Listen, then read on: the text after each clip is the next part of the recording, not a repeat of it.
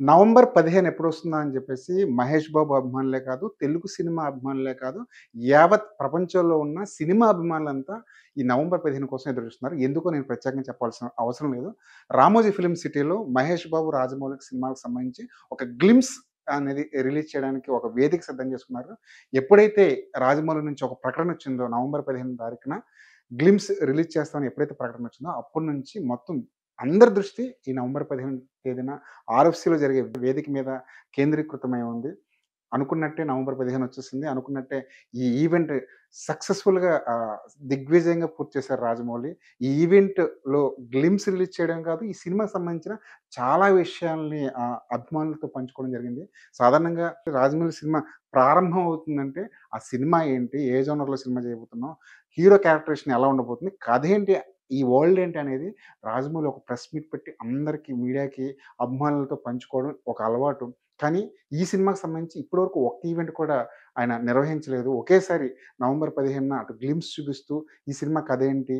ఇందులో మహేష్ క్యారెక్టర్ ఎలా ఉండబోతుందనేది రివీల్ చేయడానికి దీన్నొక వేదికగా రాజమౌళి చూసుకున్నారు. మొత్తానికి అందరి దృష్టి ఈరోజు నవంబర్ 15న జరిగే ఆర్ఎఫ్‌సిలో జరిగే ఈవెంట్ మీద కేంద్రీకృతమయింది. మొత్తానికి దిగ్విజయంగా ఈ ఈవెంట్ జరిగిపోయింది. గ్లింప్స్ చూసేసాం.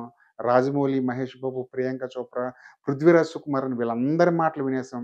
ఈ సినిమా గురించి చాలా విషయాలు బయటకొచ్చాయి.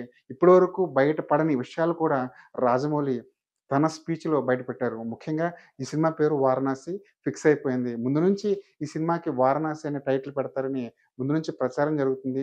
మధ్యలో 'రుద్ర' అన్నారు. తర్వాత 'సంచారి' అన్నారు. కొన్ని రకరకాల పేర్లు వినిపించాయి. కానీ చివరికి కథా ప్రకారం 'వారణాసి' అనే టైటిల్‌ని ఫిక్స్ చేశారు. దాంతో పాటు ఈ సినిమాలో మహేష్ క్యారెక్టర్ ఎలా ఉండబోతుందనే దానికి రాజమౌళి కొన్ని హింట్స్ కూడా ఇచ్చేసారు. ఈ సినిమాలో మహేష్ రాముడిగా కనిపిస్తున్నాడు. ఇది ఫిక్స్ అయిపోండి. రాముడితో పాటు హనుమంతుడి పాత్ర ఉంది. ఇటు శివుడి పాత్ర ఉంది. ఎందుకంటే చివర్లో ఈ గ్లింప్స్ చివర్లో మహానంది మీద మహేష్ బాబు త్రిశూలం పట్టుకొని వచ్చే సీన్ ఆ షాట్ చూస్తే ఇందులో మహేష్ క్యారెక్టర్ శివుడిని కూడా పోలి ఉంటుందా అనే చిన్న అనుమానం, చిన్న క్యూరియాసిటీ కలిగింది. అటు హనుమంతుడి కథ చెప్తున్నానని చెప్పేసి రాజమౌళి ముందే చెప్పారు. టోటల్‌గా ఎలా చూసుకున్నా ఇది రామాయణానికి సంబంధించిన కథ. దీనిలో ఎలాంటి అనుమానం లేదు. దానికి తగ్గట్టే 'వారణాసి' అని టైటిల్ పెట్టారు. గ్లింప్స్ 3 నిమిషాల 40 సెకన్లు ఉన్న గ్లింప్స్ రాజమౌళి చూపించారు. బహుశా ఇంత పెద్ద టైటిల్ గ్లింప్స్ రిలీజ్ చేయడం బహుశా ఇదే మొదటిసారేమో. ఈ 3 నిమిషాల 40 సెకన్లలో ఈ గ్లింప్స్‌లో రాజమౌళి చాలా విషయాల్ని అభిమానులకి చేరవేసే ప్రయత్నం చేశాడు. అసలు 'వారణాసి' ఏంటి? 'వారణాసి' ఆవిర్భావం ఎలా జరిగింది? గ్లోబల్ ట్రాటర్ అనే క్యాప్షన్‌కి ఎలా ఈ కథలో జస్టిఫికేషన్ చేయబోతున్నారు? ఖండాలు దాటి హీరో ఎలా ప్రయాణం చేస్తాడు? ఈ కథకి రామాయణానికి, ఈ కథకి శ్రీలంకకి, ఈ కథకి మిగతా ఖండాలకున్న లింక్ ఏంటన్నది చూచాయిగా చెప్పే ప్రయత్నం చేశారు. ప్రతి షాట్ ఈ గ్లింప్స్‌లో చూపించే ప్రతి షాట్ జాగ్రత్తగా అబ్జర్వ్ చేస్తే ఈ సినిమా వరల్డ్ ఎలా ఉంటుంది అన్నది అర్థమవుతుంది. చివరిలో రాముడి సంబంధించిన కొన్ని ఛాయలు మనకు కనిపిస్తాయి. హనుమంతుడికి సంబంధించిన కొన్ని ఆధారాలు మనకి కనిపిస్తాయి. మొత్తానికి రామాయణాన్ని రాజమౌళి తనదైన స్టైల్‌లో చూపించబోతున్నాడన్నది స్టాంప్ వేసి మరి ఈ గ్లింప్స్ ద్వారా నిరూపించాడు రాజమౌళి. రాజమౌళికి ఎప్పటినుంచో రామాయణ, మహాభారతాల్ని సినిమాలుగా తీయాలన్న ఆశ ఉంది. మహాభారతం తన డ్రీమ్ ప్రాజెక్ట్. కానీ అంతకన్నా ముందే రామాయణంలో ఒక ఘట్టాన్ని ఈ సినిమా ద్వారా ఆయన ప్రేక్షకులకు చెప్పబోతున్నారు. గ్లింప్స్ అయితే సూపర్బ్‌గా ఉంది. గ్లింప్స్‌లో మహేష్ ఎంట్రీ అయితే అదిరిపోయింది. ఈ గ్లింప్స్ వచ్చిన తర్వాత ఈ సినిమా కథ ఎలా ఉండబోతుంది అనే దాని మీద కాస్త స్పష్టత అభిమానులకొచ్చింది. రాజమౌళి వేదిక మీద చాలా విషయాల్ని స్పష్టం చేసే ప్రయత్నం చేశారు. ముఖ్యంగా ఇది రామాయణానికి సంబంధించిన కథ అని ఆయన డిక్లేర్ చేసేసారు. ఇప్పటికే 30 నిమిషాల నిడివి ఉన్న ఒక ఎపిసోడ్‌ని కీలకమైన ఎపిసోడ్‌ని షూట్ చేశారు. దానికి సంబంధించిన క్లూ కూడా రాజమౌళి గారు ఇచ్చేసారు. అంతే కాదు విజయేంద్ర ప్రసాద్ గారు కూడా స్టేజ్ మీద మాట్లాడుతూ కొన్ని ముఖ్యమైన మాటలు చెప్పారు. ఆ 30 నిమిషాల ఎపిసోడ్ ఎలాంటి వీఎఫ్ఎక్స్ ఎఫెక్ట్ లేకుండా, ఎలాంటి బ్యాక్‌గ్రౌండ్ స్కోర్ లేకుండా, ఎలాంటి ఎడిటింగ్ లేకుండా ఆ 30 నిమిషాలు చూస్తే ఆయనకి గూస్ బంప్స్ వచ్చాయంట. మరి ఆ వీఎఫ్ఎక్స్, ఆ ఎడిటింగు, ఆ డబ్బింగ్ ఇవన్నీ కలగలిపితే ఆ సీన్‌లు ఎలా ఉంటాయో మనం ఊహించుకోవచ్చు. గ్లింప్స్ అయితే పర్ఫెక్ట్‌గా అభిమానుల్ని అలరించేలా ఉంది. దాంతో పాటు ఈ సినిమా కథా కథనాలేంటి, ఆ విజువల్ లెంగ్త్ ఎలా ఉండబోతుంది, గ్రాండియర్ ఎలా ఉండబోతుందన్నది రాజమౌళి చెప్పకనే చెప్పారు. రాజమౌళి ఎలాంటి కథ ఎంచుకున్నా విజువల్‌గా చాలా అద్భుతంగా ఉంటుంది. 'త్రిబుల్ ఆర్' చూసాం, 'బాహుబలి' చూసాం, 'ఈగ' చూసాం. ఎలాంటి సినిమా తీసుకున్నా విజువల్‌గా గ్రాండియర్‌ని ఆయన స్క్రీన్ మీద ప్రెజెంట్ చేస్తారు. అలాంటి రాజమౌళికి ఒక అద్భుతమైన హస్తం దొరికింది. అదే రామాయణం. దానికి ఆయన ఫిక్షన్ జోడించి, ఆయన తనదైన స్టైల్‌లో స్క్రీన్ మీద ప్రెజెంట్ చేయడానికి ఆయన కసరత్తులు మొదలెట్టారు. గ్లింప్స్ అనేది అదిరిపోయింది. మరి ఆర్ఎఫ్‌సీలో జరిగిన ఈవెంట్ ఎలా జరిగిందంటే, ఖచ్చితంగా రాజమౌళి మార్క్ అనేది ఈవెంట్‌లో కూడా కనిపించింది.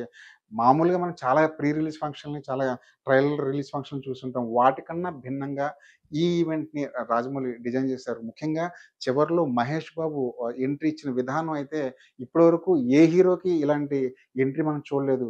మహానంది మీద మహేష్ బాబు రావడం, తర్వాత ఒక క్రేన్ మీద 50 అడుగుల ఎత్తు వెళ్ళి అక్కడి నుంచి అభిమానులకి అభివాదం చేయడం, ఇవంతా ఇప్పటివరకు చూడంది 'నభూతో నా భవిష్యత్' అనే రేంజ్‌లో మహేష్ బాబుని అభిమానుల ముందుకు తీసుకొచ్చే ప్రయత్నం చేశారు రాజమౌళి.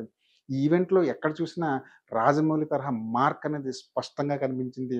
అతిపెద్ద ఎల్‌ఈడీని, ఈ దేశంలోనే అతిపెద్ద ఎల్‌ఈడీని రామోజీ ఫిల్మ్ సిటీలో ప్రతిష్ఠించి, దాని మీద ఆ గ్లింప్స్‌ని చూపించే ప్రయత్నం చేశారు. అంత పెద్ద స్క్రీన్ మీద రాజమౌళి వర్క్‌ని చూడడం, మహేష్ బాబుని అంత పెద్ద స్క్రీన్ మీద చూడడం నిజంగా ఒక ఫీస్ట్ లాంటి వాతావరణం అనుకోవాలి. మొత్తానికి ఈ గ్లింప్స్ ఏదైతే ఉందో మహేష్ బాబు అభిమానులనే కాదు, ప్రపంచవ్యాప్తంగా ఉన్న సినిమా అభిమానుల్ని మొత్తం ఈ గ్లింప్స్ తన వైపుకి తిప్పుకునేలా చేసింది. ఖచ్చితంగా రాజమౌళి చేతిలో సూపర్ డూపర్ హిట్ అవ్వడానికి సరిపడినంత మెటీరియల్ ఉంది. రామాయణాన్ని ఆయన స్క్రీన్ మీద చూపించబోతున్నారు. రాజమౌళి ఎలాంటి కథ ఎంచుకున్నా ప్రపంచం దృష్టి తెలుగు సినిమా మీద పడుతుంది. ఈసారి ఆయన రాముడిని ఎంచుకున్నాడు. ఖచ్చితంగా ప్రపంచం మొత్తం తిరిగి చూసేలా, తెలుగు సినిమా వైపు చూసేలా ఆయన చేయగలడు. ఎందుకంటే ఒక జానపద కథని 'బాహుబలి'గా చూపించిన, ఒక సోషియో ఫాంటసీని 'యమదొంగ'లా చూపించిన, ఒక చారిత్రక కథని 'కొమరం భీం', 'అల్లూరి సీతారామరాజు' కథని ఫిక్షన్ జేసి ఆయన ఆడియన్స్‌కి పరిచయం చేశారు. ఏం చేసినా రాజమౌళి తరహా మార్క్, రాజమౌళి మార్క్ స్పష్టంగా కనిపిస్తుంది. ఆయన రామాయణాన్ని ఎంచుకున్నాడంటే ఖచ్చితంగా సరిహద్దులు దాటి ప్రపంచం మొత్తం తెలుగు సినిమా వైపు చూసి గర్వపడేలా, కాలర్ ఎగరేసేలా ఆయన సినిమా తీయగలరు, తీస్తారు. ఇప్పటివరకు మనం చూసిన గ్లింప్స్ కేవలం ఒక శాంపిల్ మాత్రమే. ఆయన నుంచి మరింత స్టఫ్ రాబోతుంది.